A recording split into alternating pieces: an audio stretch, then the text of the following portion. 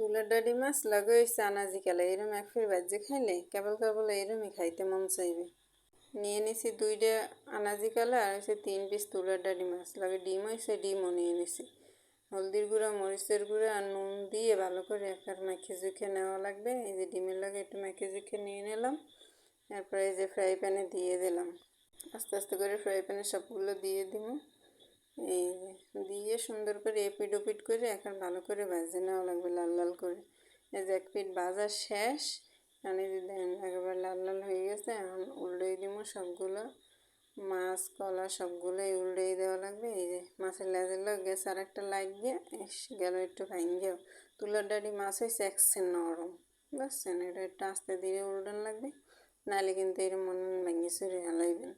একটার লাগে একটা এমনি যায় লাগিয়ে আর মোর ফ্রাই প্যানটা হয়েছে এমনি থায় আটকে কেমন জানি কামড়াই ধরে যায়, মানে ছাড়তে মন চায় না আর কি, এরকম একটা অবস্থা। নতুন থাকতে হইতেই এরকম ননস্টিক জিনিসে হচ্ছে একটু তাড়াতাড়ি উঠতে যায় আর কি, এরকম লাগে না, মোটা কেমন কামড়াই ধরে থাকে সব কিছু। যাই হোক কথা কইতে কইতে ওই পিঠে ভাজা শেষ। এখন এখানে এড়িয়ে সব উড়াই নিম আস্তে আস্তে খাবারগুলো উড়াই নিলাম। এরপরে হচ্ছে ডিমটা উড়াই নিব। এই যে এরপরে দেখেন মাছটা যে কীরম লাগিয়ে পড়ছে, গুঁতে গেতেই খুঁজছে এরপর উড়ান লাগে, মানে ফ্রাই প্যানের লগে লাগ এরপর খুন্তির লগে লাগিয়ে পড়ছে। এর মধ্যে দিয়ে দিছি তেল, তেলের মধ্যে দিয়ে দিছি পেঁয়াজ, পেঁয়াজটাকে ভালো করে ভাজে নেওয়া লাগবে। এই যে লাল লাল বেরেস্তা করে ভাজে নিছি। এর মধ্যে দিয়ে দিই হয়েছে রসুন বাটা।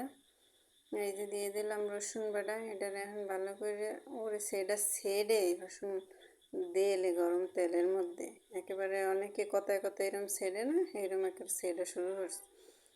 যাই হোক এরপর এটার ভালো করে একটু ভেজে নিয়ে এর মধ্যে আবার দিয়ে দিতে হইবে জিরে বাটা। এই যে দিয়ে দিলাম জিরে বাটা। এটারও একেবারে এর লাগে মিক্স করে ভেজে নেওয়া লাগবে। মোটামুটি ভেজে না নিলে কাঁচা কাঁচা গন্ধ লাগে। ভেজে নিয়ে এক পর্যায়ে এটার মধ্যে দিয়ে দিতে হইবে হলদের গুঁড়ো মরিচের গুঁড়ো সবই দিয়ে দেবো এর মধ্যে। এই যে হলুদের গুঁড়ো দিয়ে দিলাম, এখন মরিচের গুঁড়ো দিয়ে দিব। এই যে এর মধ্যে এখন দেবো পানি দিয়ে সুন্দর করে এরকম কষাই ভেজে নেওয়া লাগবে বেশ খানিকটা সময় ধরে, এরকম লাডি সাইডে কষাই একেবারে ভেজে নেবেন আর কি। দেখছেন ওই তেল সিট টেকার চুলাটার উপর সব কী অবস্থা হয়েছে।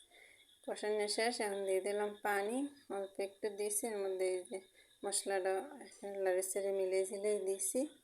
পানি আরও লাগবে, অল্প একটু তেল হইবে না। এখন আরও একটু দিয়ে দিই এর মধ্যে পানি। এই যে এর মধ্যে দিয়ে দিলাম আরও একটু পানি। এখন এই পানিটা ফোটা পর্যন্ত অপেক্ষা করা লাগবে। এই যে ফুটটা এসে ভালো করে ফুটলে পরে এর মধ্যে দিয়ে দিব মাছ। এই যে ভালো করে এই যে ফুটে উঠছে প্রায়, এই জায়গায় ফুটছে, মাছগুলো সুন্দর করে দিয়ে দিছি। এখন এসে একটা ঢাকনা দিয়ে এই যে ঢাকিয়ে দিব হওয়া পর্যন্ত। এই যে প্রায় হয়ে গেছে মাছ, দেখছেন কি সুন্দর কালার হয়েছে। 3 প্লেট ভাত খাই নেওয়া যাইবে এই মাছ দিয়ে, ঠিক আছে। আল্লাহ হাফেজ।